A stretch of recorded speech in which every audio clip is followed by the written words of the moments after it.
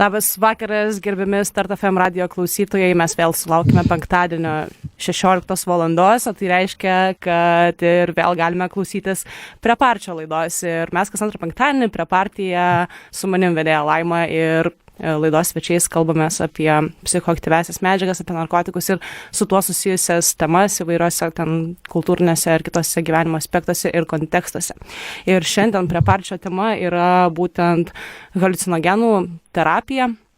Kalbėsimės apie Lietuvos perspektyvas šioje sferoje, taip pat aptarsime, kokios kitos praktikos yra užsienio šalyse.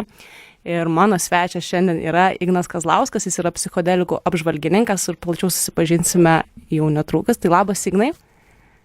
Labas, Laima. Tai va, mes šiandien su Ignu šnekamės ne studijoje, būtent Start FM susikolinom per Facebooko Messenger, tai technologijos karantino laikais dabar gelbėja ir galim ir tokiam sąlygom išeiti tiesioginį eterį ir susisiekti su žmonėmis. Tai Ignai, papasakok, kaip tau sekasi. Man neblogai, kol kas COVID-u nesusirgau, stengiuosi išvengti. Dabar kaime esu, tai nevaikštau į didelius prekybos centrus. Tai puikus oras, tikiuosi, kad sulauksiu vakcinos, kaip ir visi kiti. Taip, mes irgi labai laukiame to ir iš tikrųjų džiaugiamės, kad tau tai pavyksta toliau nuo miesto šurmulio ir masių žmonių išsilaikyti. Čia, manau, daugeliu galėtų būti kaip ir prabanga šitais laikais, ar ne? Ir tuomet papasakok, Ignai, gal šiek tiek priešistorės arba dabartinių veiklų, ką tu darai, kas susiję yra su tavo, nežinau, darbu ar kokiam studijom. Aha. Tai šiuo metu svarbiausia mano veikla, tai aš esu portalo psichonautai.lt autorius. Vasarą užsiemu irklenčių verslu. Aš jas 2015-2014 metais su keliais kitais pionieriais išpopuliarinau Lietuvoje. Vienas iš pradininkų. Iš tikrųjų su narkotikais tai kaip ir nieko bendro daug neturiu. Aš studijavau prancūzų kalbos vertimą, techninės kalbos ir psichodelikais susidomėjau iš tikrųjų, kai vienas artimas žmogus kentėjo nuo ribinio asmenybės sutrikimo.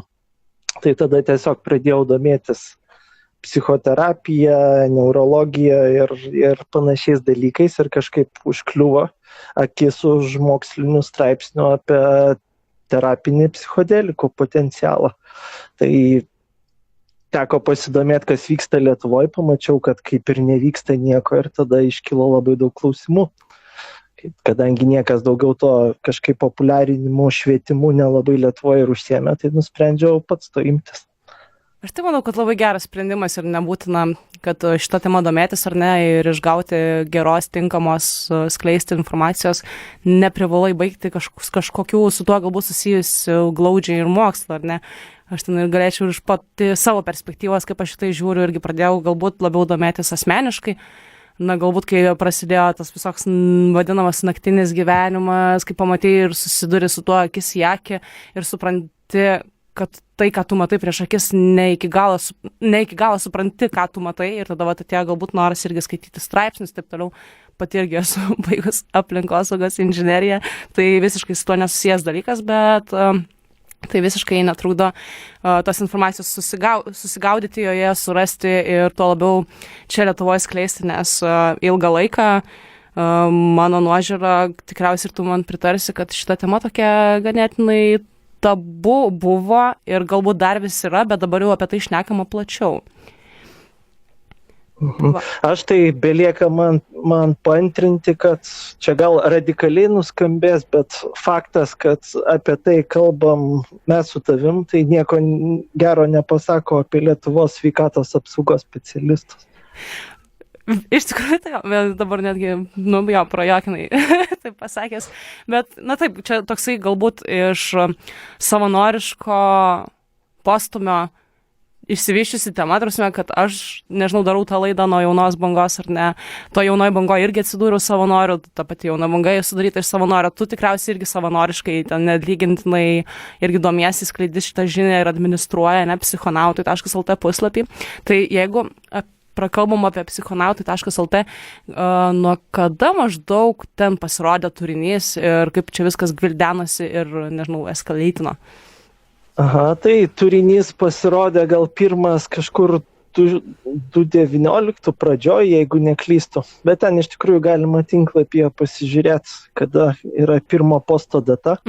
Bet aš prieš sukurdamas pirmą turinį, tai tą turinį aš ne tiek kuriu, kiek daugiausiai tekstų yra tiesiog kompiliacijos, mokslinių straipsnių arba užsienio straipsnių, kažkokių apžvalgų. Bet dabar, kai jau kažkiek tas akiratis išsiplėtė, tai pradedu rašyti ir originalius tekstus, kai jaučiu, kad žinau pakankamai, bent jau, kad visiškai į pievas nenusikalbėt. Na, aš taip pritarčiau. Aš norėjau tiesiog pritarti, kad iš tikrųjų lietuvių kalba apie tas psichoaktyviasias medžiagas labai trūksta informacijos ir kartais neužtenka tiesiog atsidaryti Wikipediją, ten paskaityti arba pasižiūrėti kažkokių kad ir specialistų atsiliepimų, nes dažnai labai būna jie ganėtinai stigmatizuoti ir labai vienašališki, labai į smerkimo pusę, į tą negatyvę pusę apie narkotinės medžiagas. Ir va tas turinys, kad ir psichonautai.lt ar ne, visai iš kitos pusės parodo apie tas narkotinės medžiagas, kur tu gali rasti ir tų mokslinių tyrimų pateiktų lietuvių kalba apie tas, nežinau, ne tai, kad geresnės pusės, bet tiesiog apimti tas narkotinės medžiagas iš visų pusių, kad žmogus galėtų susipažinti su tuo ne tik kaip su kenkiančia kažkokia labai didelė medžiaga, ar ne. O jūs žiūrėk, tas psichonautai.lt, jūs administruojate tu vienas, ar turi kažkokią komandą savo, kurie kartu daro tai? Na, gal komanda to gal dar nepavadinčiau, bet pastaraisiais metais, gal čia per karantiną gal visiems daugiau laiko atsirado, tai keli entuziastai prisijungė prie projekto. Visai neseniai turiu pasakyti, vienas iš jų iš tikrųjų irgi labai tą idėją užsikrėtęs dėl to, kad jam po 9 metų pavyko pačiam išsigydyti depresiją. Bet be jokių specialistų pagalbos jisai tiesiog savigydą užsiminėjo, kurios aš nerekomenduoju, aišku, niekam. Tai aš manau, kad mes tiesiog pradėsim jau kartu 3 dirbti. Ir užklausų vis didėja, nes žmonės atranda tą tinklapį, jo populiarumas auga ir teko jau bendrauti ir su psichoterapeutais, ir su psichologais. Tai aš manau, kad iš lėto, bet užtikrintai mes šitą temą padėsim ir Lietuvoje ant stalo. O kaip sekasi susisiekinėti su psichoterapeutais ir psichologais, nes realiai gal čia žiūrovam būtų įdomu, mes taip ir jeigu tai galima pavadinti, ir susipažinom, ar ne, tu man irgi parašėjai būtent dėl psichodelikų, dėl terapijos, dėl to perspektyvų Lietuvoje, ar ne, kur ieškoja bendraminčių, kažkokių klausiai apie mūsų veiklą festivalių metu, kaip mes tos trip-sittingus atliekam, ar ne, su žmonėm. Tai kaip sekasi, galbūt atradai kažkokių gerų kontaktų jau ir ką apskritai Lietuvos psichologai, psichoterapeutai šitą temą tau gero pasako? Na, labai tamprių kontaktų dar neradau, bet teko su keletu bendrauti. Aš dėl suprantamų priežasčių pavardžių nenoriu jokių minėti, bet aišku, požiūriai labai įvairūs. Ta prasme, yra psichologų, psichoterapeutų, ypač vyresnės kartos, kur žodis narkotikai iš karto sukelia automatinę atmetimo reakciją. Ir aš ją iš dalies suprantu, viena vertus dėl tos kultūros mūsų sveikatos apsaugos, kita vertus pats žodis narkotikai yra labai netikslus, jisai iš principo nepasako nieko, nes kai tu pasakai narkotikai, tai po šito skėčių papuola visos psichoaktyvios medžiagos, kurios dalis iš tikrųjų sukelia didelės priklausomybės, dalis yra mirtinai pavojingos, o dalis psichoaktyvių medžiagų yra legalios, kurias mes naudojam kiekvieną dieną. Tai tas žodis narkotikai daugeliui psichoterapeutų, psichologų, kurie specialiai nesidomėjo narkotinėmis medžiagomis, jų panaudojimo istorija ir taip toliau, tai iš tikrųjų sukelia kažkokią baimę ir atmetimo reakciją. O ką galiu pasakyti, kas labiau teigiamai žiūri į šitas temas, tai Lietuvos sąmoningo buvimo atidos angliškas terminas mindfulness bendruomenė. nes visos jų praktikos, ta prasme, joga, meditacija, buvimas čia ir dabar yra tampriai susijęs su psichodelika ir psichodelinėmis medžiagomis. Gerai, tai kol kas ačiū, Ignai. Jau matau, kad įeinam į mūsų temą. Čia buvo tokia trumpa įžanga apie tai, kuo Ignas užsiema šiuo metu gyvenime ir šiek tiek jam būtent kaipgi sugalvojom čia dviese prieiti prie tos radijo laidos temos, tai haliucinogenų terapija, praktikos ir perspektyvos Lietuvoje bei užsienyje. Ir dabar trumpam išeisime į muzikinę pertrauką. Jūs eterį jau tikriausiai galite girdėti Bonobo and Totally Enormous Extinct Dinosaurs dainą Heartbreak ir mes po jos grįšime ir pratęsime mūsų kalbas. Taigi po truputį grįžtame į eterį ir mūsų klausytojams noriu priminti, kad jūs klausotės Radio Start FM ir šiandien mes nuo 16 lygiai pat 17 valandos, tai yra valanda, turėsime diskusiją, pokalbį su Ignu Kazlausku apie psichodelikus, konkrečiau apie haliucinogenų terapijas, tai yra praktikas užsienyje ir perspektyvas Lietuvoje. Ir prieš muzikinę pertrauką su Ignu šiek tiek aptarėme jo gyvenimo veiklą, su kuo jis užsiema, pakalbėjome apie jo puslapį psichonautai.lt, jis yra jo autorius ir šiandienos tema, aišku, buvo pasirinkta neatsitiktinai. Ir Ignai, galbūt tuomet galėtumėm pradėti apskritai pakalbėti bendrai, kasgi yra tie haliucinogenai. Juk tai nėra kažkokia viena medžiaga, ar ne, jinai turi kažkokius skirstymus, tai galbūt tu galėtum papasakoti plačiau. Tai haliucinogenais vadiname paprastai psichoaktyvius junginius, tai cheminės medžiagas, kurios iškreipia įprastą realybės suvokimo būdą. Kas yra įdomu, kad kuo daugiau skaitant neurologijos straipsnių, šiuo metu pasirodančių ir įvairių mokslinių tyrimų, kad neurologai pradeda tvirtinti, kad mes iš tikrųjų haliucinuojame visą laiką.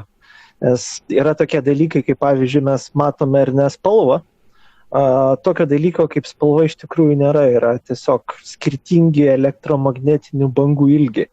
Tai spalva mūsų smegenys sukuria mūsų galvoj, kad mes tiesiog galėtumėm kažkaip toj vadinamoj realybėj veikti. Tai haliucinacijos yra toks mūsų realybės suvokimas, kai mes tarpusavėje nesusitariam, kad nematome vienodų haliucinacijų ir aš staiga matau baltą arklį, o tu jo nematai, tai reiškia, reikia suprasti, kad vienas iš mūsų patiria haliucinaciją. O haliucinogenai skirstomi turbūt į 3 pogrupius, tai yra delyrai, delyriniai haliucinogenai. Jiem galima turbūt priskirti tokius mums gerai pažįstamus grybus kaip musmirės. Delyriniai haliucinogenai sutrikdo suvokimą realybės, atsiranda pasimetimas, sumišimas. Dar vienas pogrupis yra disociatyvai. Tai disociatyvai iš tikrųjų jų dėka atitrūkstama nuo realybės, gali apnikti pojūtis, kad pabėgama iš kūno, tai tokia ištinka tokia disociacijos būsena visiškai, atitrūkimas ir nuo savo kūno, ir nuo aplinkos, toks kažkoks nugrimzdimas į nebūtį kažkiek. Ir trečias pogrupis, kuris turbūt kaip terapinė priemonė labiausiai nagrinėjamas, yra psichodelikai, kurie iš tikrųjų tikrų haliucinacijų, kaip daugelis įsivaizduoja, nesukuria. Tai yra, mes nematom dalykų, kurių nėra, bet jie labai gali net ir vizualiai iškreipti aplinkos suvokimą. Ir jie sukelia pakitusias sąmonės būsenas, tai jaučiame labai intensyvius jausmus, kurių paprastai nepatiriame savo kasdienybėje. Ir čia dabar tos pastarosios 2, kurias paminėjai, ar ne, yra disociatyvai ir yra tie psichodelikai jau, tai galbūt gali kelis kokius disociatyvų pavyzdžius klausytojams paminėti, kad, plius minus įsivaizduoti, ko, tarkim, tie blokuojantis ar ne, tikrieji ir tie klasikiniai psichodelikai skiriasi tos 3 grupės tarpusavį. Aha, tai vienas iš geriausiai žinomų disociatyvų yra ketaminas. Ketaminas dabar dažniausiai naudojamas veterinarijoje kaip gyvūnų raminamasis vaistas. Ir aišku, kaip ir su daugeliu vaistų atsitinka, tai vaikai klubuose irgi yra pradėję juo piknaudžiauti. Ne pagal paskirtį panaudoja, ne? Jo, ne pagal paskirtį. Tai bet ko naudojimas ne pagal paskirtį kelia realius pavojus. O psichodelikai, jų yra labai daug, bet geriausiai žinomi yra vadinami klasikiniai psichodelikai. Tai yra psilocibinas, taip vadinami magiški grybai, LSD. Tai yra sintetinis junginys pirmą kartą išgautas iš rugių grybo, skalsių, ir DMT. DMT tai dimetiltriptaminas, kuris geriausiai žinomas šamaniško nuoviro ajavaskos formoje. Dar kartais meskalinas priskiriamas klasikiniams psichodelikams. Tai klasikiniai psichodelikai, jų veikimo pagrindas yra panašumas į neurotransmiterius, kuriuos žmogaus smegenys natūraliai išskiria. Tai jeigu konkrečiai, tai jie visi veikia serotonino sistemoje žmogaus smegenų. Tai būtent dėl panašumo klasikinių psichodelikų molekulės į serotoniną ir mes patiriame tos visus psichoaktyvius poveikius. Ir panašius receptorius jie veikia greičiausiai, ar ne? Aha, taip. Jeigu klasikiniai psichodelikai, tai jie dažniausiai veikia plačiai paplitusi kūne serotonino 2A receptorių. O ar tu priskirtum ar galėtum pritarti, kad kanapė irgi galėtų būti priskiriama silpniems psichodelikams? Ar tai jau būtų visiškai kita medžiaga ir mes jos neturėtumėm dėti po to pačiu skėčiu? Na, kanapė yra šiek tiek kita medžiaga, ta prasme, ją kartais pavadina psichodeliku, bet yra šioks toks skirtumas, kaip ji vartojama, nes jeigu rūkoma, tai gal psichodelinio kažkokio ryškaus poveikio, kuris primintų klasikinius psichodelikus, nėra, bet jeigu kanapė valgoma, ta prasme, tie vadinami edibles, ten kažkokie magiški sausainiai, tai tas karštis pakeičia cheminę būseną THC ir tada jos poveikis labiau primena klasikinius psichodelikus. Ir dar greičiausiai, kiek esu, nežinau, domėjusis ar negirdėjęs, greičiausiai ir santykis, tai yra reakcija to THC kartu su lipidais, tai yra paprastai tariant riebalais, ar ne, irgi pakeičia tą visiškai poveikį veikliosios medžiagos. Taip, tai daugelis narkotikų, jie iš tikrųjų, žodis narkotikai labai netikslus, daugelis psichoaktyvių medžiagų, jie iš tikrųjų veikia ne vienoje sistemoje, bet psichodelikų išskirtinumas klasikinių, pagrindinis skirtumas nuo kanapių, kad kanapės veikia žmogaus endokanabinoidus, o psichodelikai serotonino receptorius. Ir dar kartais, šiaip pastebiu internete, jeigu ieškant informacijos konkrečiai jau apie haliucinogenų terapijas, tai eina, klasikiniai tie psichodelikai kaip LSD, psilocibinas, meskalinas, tada tie blokuojantis haliucinogenai kaip ketaminas ir PCP dar kartais. Ir taip pat į bendrą tą, nežinau, nesakysiu sriubą, bet įeina ir MDMA. Tačiau MDMA, ar jisai tikriausiai irgi negalėtų dar būti priskiriamas prie haliucinogeninių medžiagų? Negaliu vienareikšmiškai atsakyti. Tai prie klasikinių psichodelikų MDMA nepriskiria, bet kartais irgi pavadinama. Toks yra kažkokia ribinė medžiaga. Bet terapijoje irgi labai smarkiai tyrinėjama šiuo metu. Taip, nes aš tai galvoju, dėl ko galėtų būti ta tokia ginčytinas klausimas, greičiausiai vienose šaltiniuose rašo vienaip, kitose rašo kitaip, tai greičiausiai vien dėl to, kad pats haliucinogenas yra ne kaip medžiaga, kuri realiai pakeičia tavo sąmoningumą ir ta pati MDMA, ten priklausomai nuo jos kiekio, ten nežinau, žmogaus būsenos ir aišku medžiagos grynumo, jinai irgi kažkiek greičiausiai iškreipia mūsų tą suvokimą realybės ir apskritai, kaip mes priemam informaciją mums teikiamą. Tai jeigu pereinam dabar prie tų haliucinogenų terapijos temos, galbūt galėtum pasakyti, kada jau buvo tos, nežinau, šaknis įaugusios, kada jau, nežinau, pasisėjo ta pirmoji idėja, kad psichoaktyviosios medžiagos, tokios kaip haliucinogenai, gali padėti žmogui jam susitvarkyti su kažkokiam psichologiniam problemom. Nu, iš kur atsirado galbūt pati ta sąvoka kaip psichodelikų terapija? Na tai šaknis tai yra labai giliai, čia galima sugrįžti iki akmens amžiaus, nes yra rasta uolose piešinių psilocibino ir tiesiog tūkstantmečius, ypač Pietų Amerikoje, galbūt kažkiek Šiaurės Amerikoje, yra kažkiek duomenų, kad ir Indijai ir kitur psichodelikai arba haliucinogenai, psichoaktyvios medžiagos buvo naudojamos šamaniškiams ritualams. O kadangi tada nebuvo, kaip mes dabar suprantam, tokių gydytojų, psichoterapeutų, tai daugelį tų funkcijų atlikdavo išminčiai šamanai. Ir pačios šaknis tos terapijos psichodelikų tai būtent ir siekia šamaniškas kultūras. Tai tokių ypač augalinės kilmės, tokių kaip ajavaska, psilocibinas, po to yra krūva įvairių kitų psichoaktyvių augalų. Tai šaknis, aišku, yra šamanizme psichodelikų terapijos, bet modernus požiūris į psichodelikų terapiją turbūt gimė, kai Albertas Hofmanas, šveicarų chemikas, beieškodamas vaistų nuo migrenos 1938 metais išskalsęs išskyrė LSD.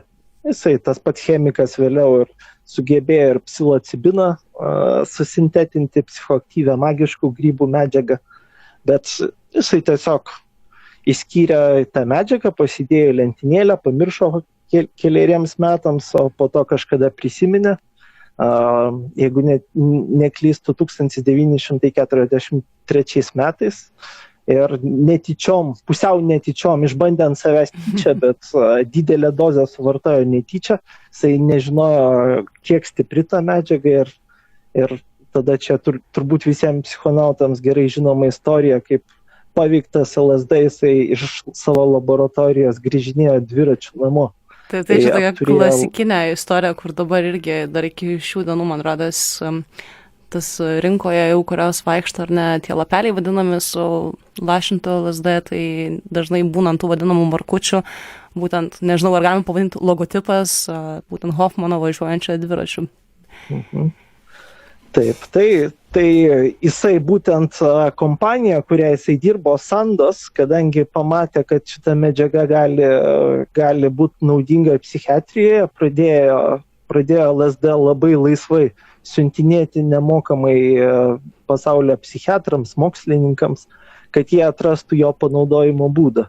Ir kadangi jisai buvo tai pakankamai plačiai paplitęs, net ir Harvardas vykdė savo, sakyčiau, gal kiek liūdnai pagarsėjusius eksperimentus, ten toks mokslininkas Timothy Leary su padėjėju, jeigu neklystu, Simonu Alpertu, darė psilocibino studijas, ta prasme, gavo psilocibiną susintetintą iš to paties Sandoz.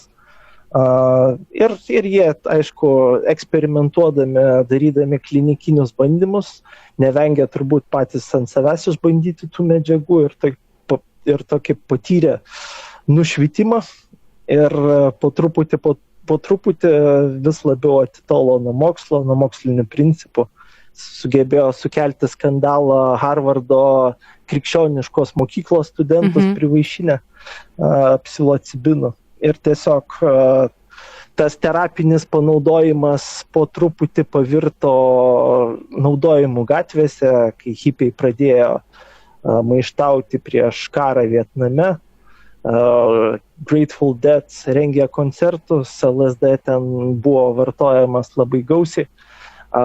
Ir tas tyrimai maždaug ir truko nuo kokių 1950, taip grubiai metų, galbūt kažkiek 45 iki 1971.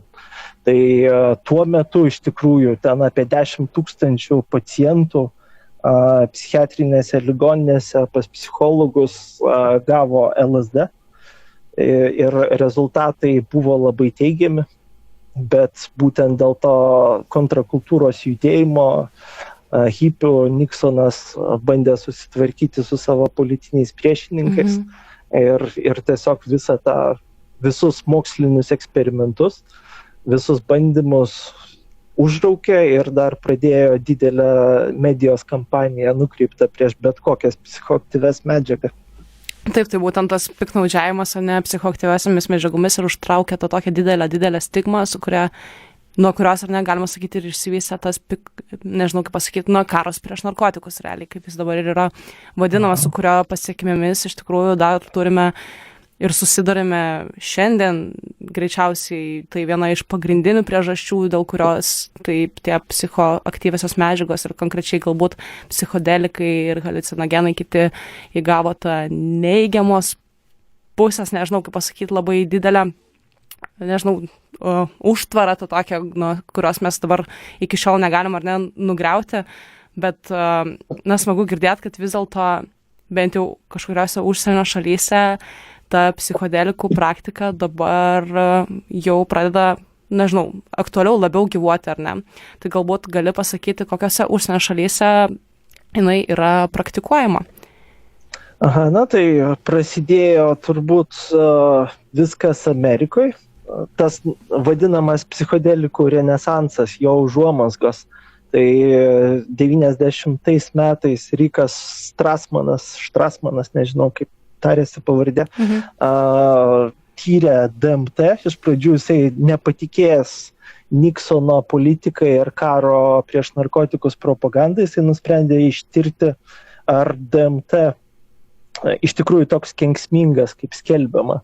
Ir betirdamas jisai pamatė, kad jisai visai nekenksmingas arba kelia labai mažas rizikas, bet susižavėjo psichoaktyvių jo poveikių ir keliamomis mistinėmis patirtimis. Tai aišku, užuomazgos prasidėjo JAV, to būtent pačių moderniausių, naujausių laikų psichodelikų tyrimų. Po to Šveicarijoje vyko ir vis dar vyksta. Taip pat didelę labai darbą nuveikė Londono imperatoriškas koledžas Jungtinėje karalystėje.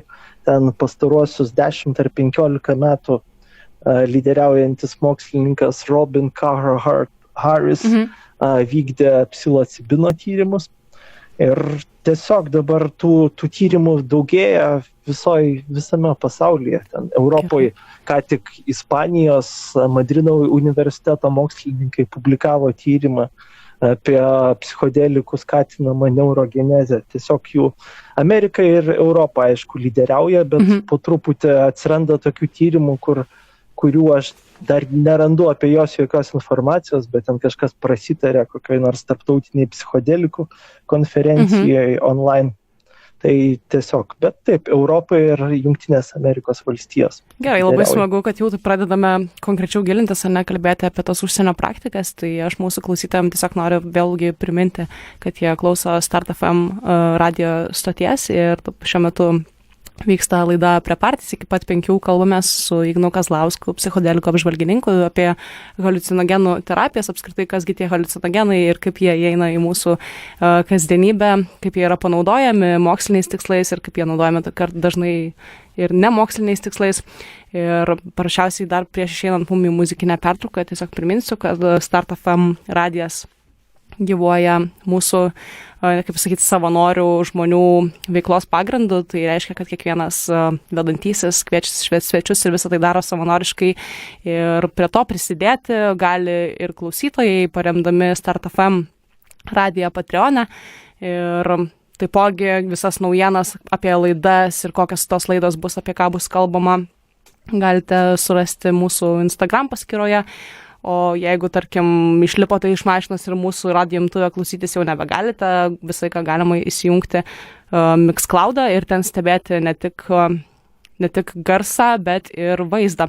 Ir kalbant apie garsą, tai aš jūs pradėsiu dabar į muzikinę pertrauką ir eteryje skambės Matt Slinky It Was You. Po truputį ir vėl grįžtame atgal į Start FM tiesioginį eterį. Jūs klausotės Radio Start FM dažnai 94,2 ir aš jos vedėja Laima. Dabar laida yra prie partijas ir mes kalbamės apie haliucinogenų terapiją.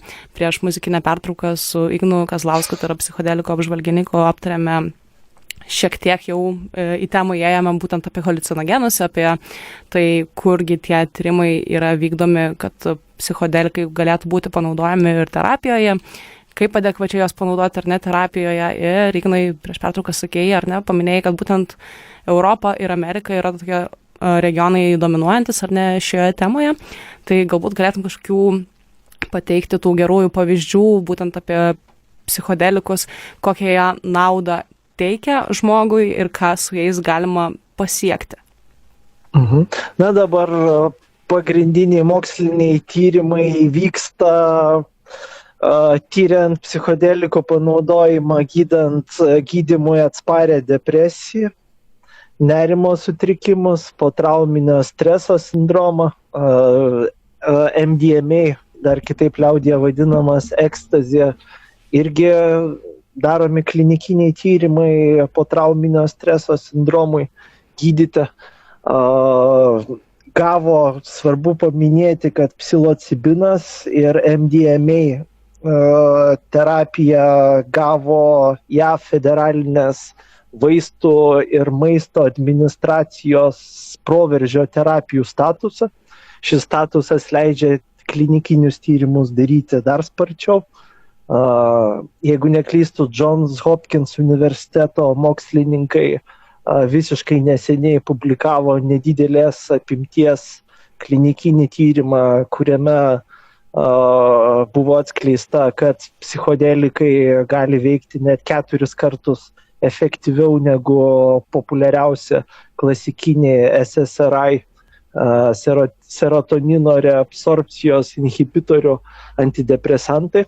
O šiuo metu Londono imperatoriškas koledžas vykdo didelės apimties antros pakopos klinikinį tyrimą, lygindamas psilocibiną su vienu populiariausiu SSRI antidepresantu. Tai tiesiog pagrindinis panaudojimas galimas, tai yra būtent gydyti depresiją, nerimo sutrikimus, dvasinės ligas. O kai tu užsiminei būtent apie medikamentais negydoma depresija, ar tai reiškia, kad žmogus jau praėjęs, tarkim, kažkokį terapijų seansą su savo psichoterapeutu, tarkim, paskirti psichiatro jau būna jau vaistai, jie nepadeda ir čia jau kaip trečiasis žingsnis jam būna būtent psichodelikų terapija? Na, tai tas žingsnis dar negali būti, nes psichodelikai vis dar įtraukti į pavojingiausių narkotikų sąrašus daugumoje šalių, nors tai kaip ir kanapių atveju visiškai netitinka realybės, nes jie yra vieni iš saugesnių psichoaktyvių medžiagų. Tai taip, ta prasme, jų terapinis panaudojimas yra šiek tiek ribota šiuo metu. Vienintelė šalis, mums artima šalis, kur dabar galima jau dabar legaliai gydytis depresiją psichodelikų terapijoje, yra Olandija, Amsterdamas, kur viena organizacija privati, ji vadinasi Sintezis institutas, bendradarbiaudama su Londono imperatorišku koledžu teikia eksperimentinės terapijos gydyti depresijai paslaugas. Tik tai aš su ta institucija bendrauju. Šiuo metu dėl karantino jie nepriima jokių rekreacinių psichonautų. Ta prasme, jie taip pat ir organizuoja visiems norintiems ten terapijas pagerinti gyvenimo kokybę ir taip toliau. O depresiją gydyti pradėjo visiškai neseniai. Ir visos vietos yra visiškai užimtos. Tai čia dėl to, kad jie greičiausiai vos ne vieninteliai užsiemantis tuo, ar ne, jau legaliai ir dėl to tokį didelį susidomėjimą jau išgauna ne tik iš savo šalies, bet ir už užsienio, ar ne? Ir tas tokia paklausa didelė. Taip, vienintelis legaliai Europoje, jeigu aš neklystu. Dar, aišku, yra dar kitokių legalių būdų pasinaudoti tokią terapiją, tai reiškia dalyvauti savanoriškai klinikiniuose tyrimuose. Tai, man rodos, tokia galimybė yra Jungtinėje karalystėje. Bet komerciškai legaliai skelbėsi, kad gydo depresiją, visiškai legaliai, tai tik tai mano žiniomis Amsterdame. O tuomet, na gerai, kokia būtų, toks būtinis klausimas, lietuvių, kokias galimybės būtų tokią paslaugą išbandyti, ar tai, koks kelias tai būtų iki to, ar čia jiems rašyti laišką, ar tu turi eiti pas šeimos gydytoją, sakyti, kad tu čia žinai taip ir kad čia gauti siuntimą. Kaip galėtų tai vykti procesas, tai yra, ko galima būtų tikėtis būtent mūsų Lietuvos piliečiams iš šitų tyrimų, nežinau, ir galimybių.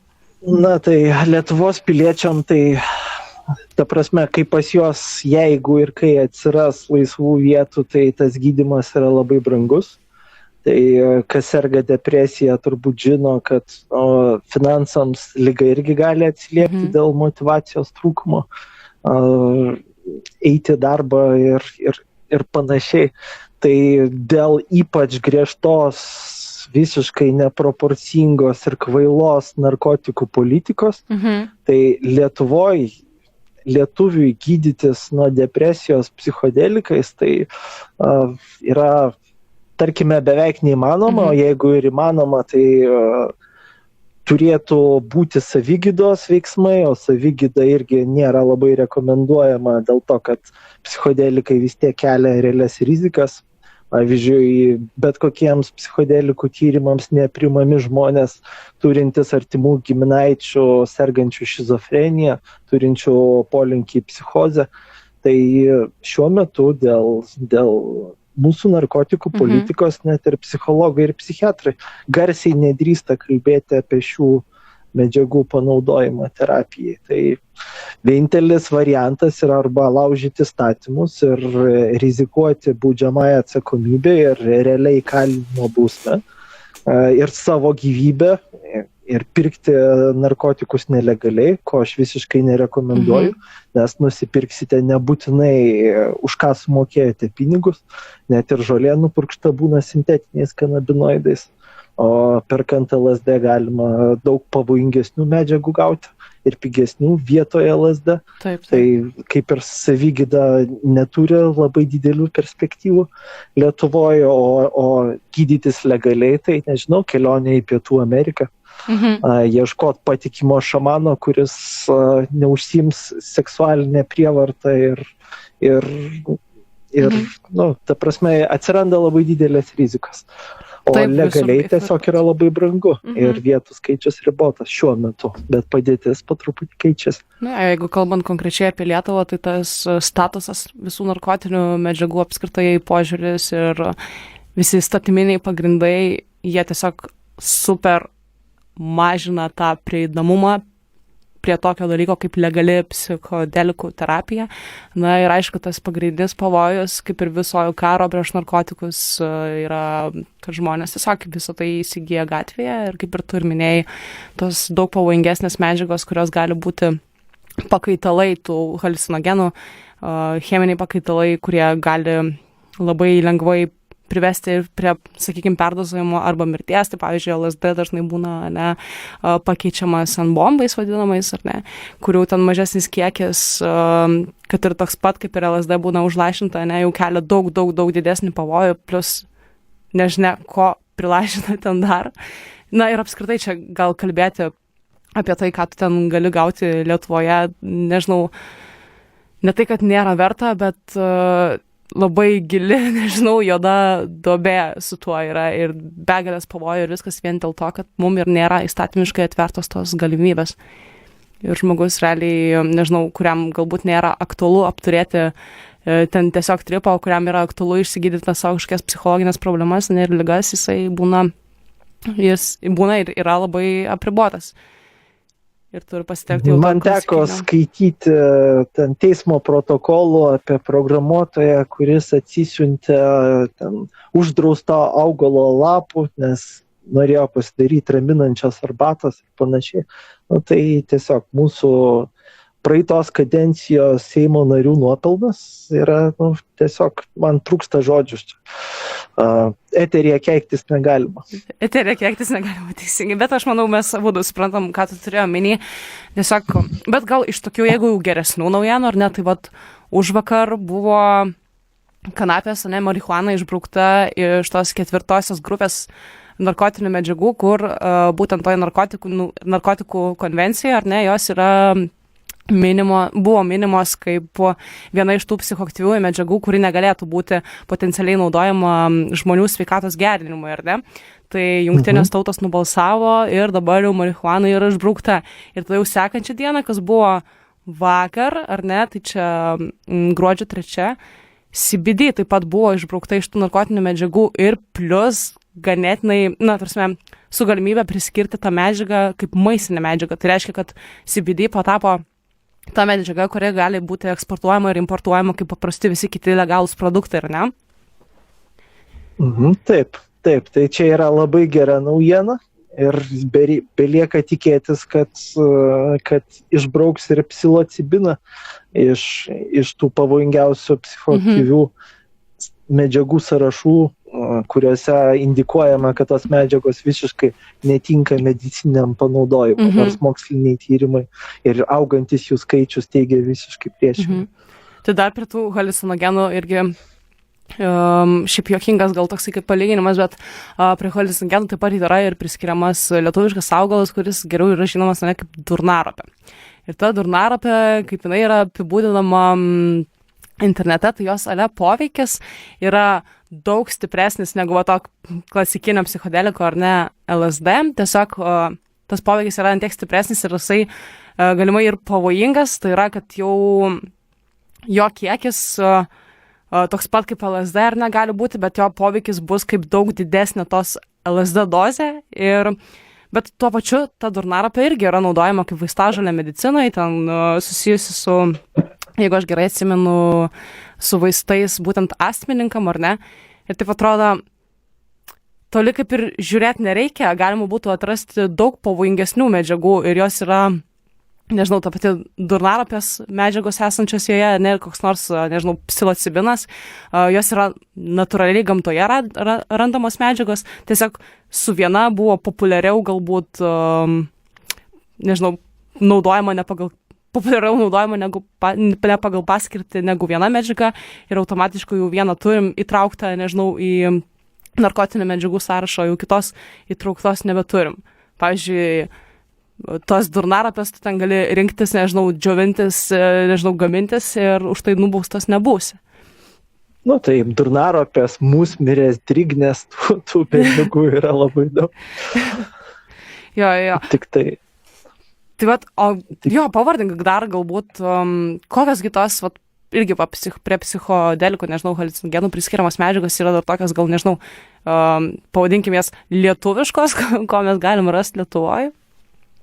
Tai aš iš tikrųjų botaniką nesiūlau užsiminėti ir su tais psichiatriniais eksperimentais, būtinėmis sąlygomis, bet aš manau, kad Lietuvoje tikrai auga daug augalų, kuriuose yra DMT.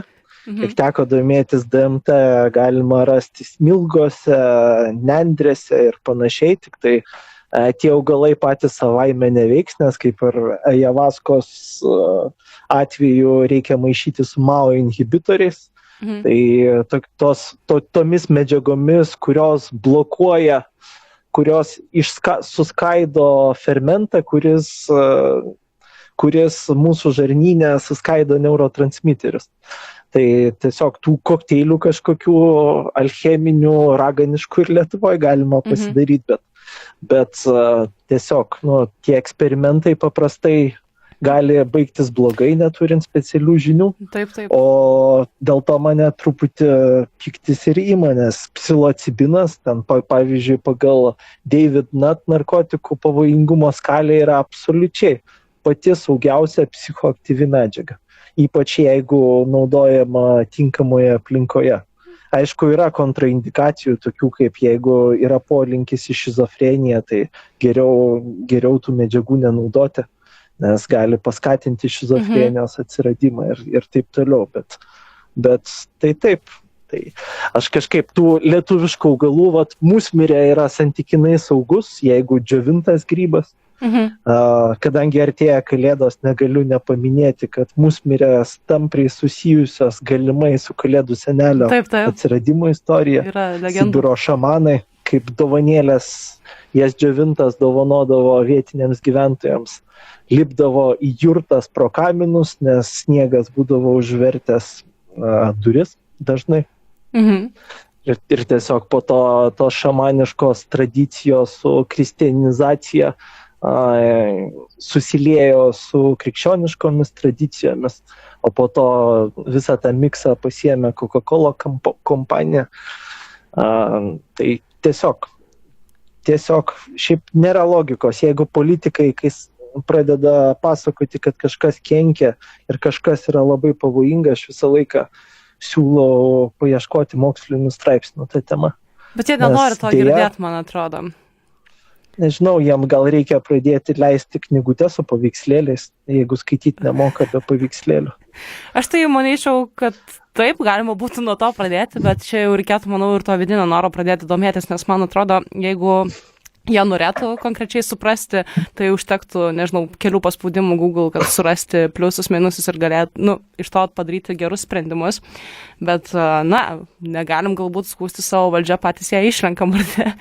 Taip. Jeigu kalbant, bet, nežinau, man asmeniškai linksmesnė gaida jau tokia prasidėjus mūsų Seime, tiek, nežinau, ir visos jaunos bangos vardu tikriausiai galiu šnekėti, kad Morgana Danielė atsidūrė Seime ir ganėtinai nemažai jau nuo pat pradžių prisideda prie tų narkotinių klausimų ir teisinių klausimų Seime kelia šitas temas, kalba apie tai, dalinasi savo, nežinau, medijose, kaip, nežinau, ir asmeniškai, ir kaip nuo politikės vardo, ar ne, apie visą tai.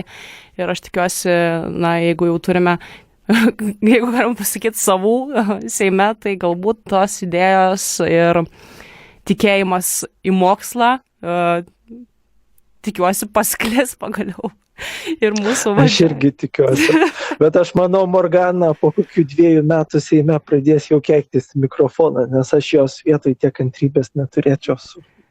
Aha, iš tikrųjų, altruizmas čia ir diplomatija gali būti, kad po laiko, nežinau, dirbant su nebendraminčiais kolegom turėtų būti sunku.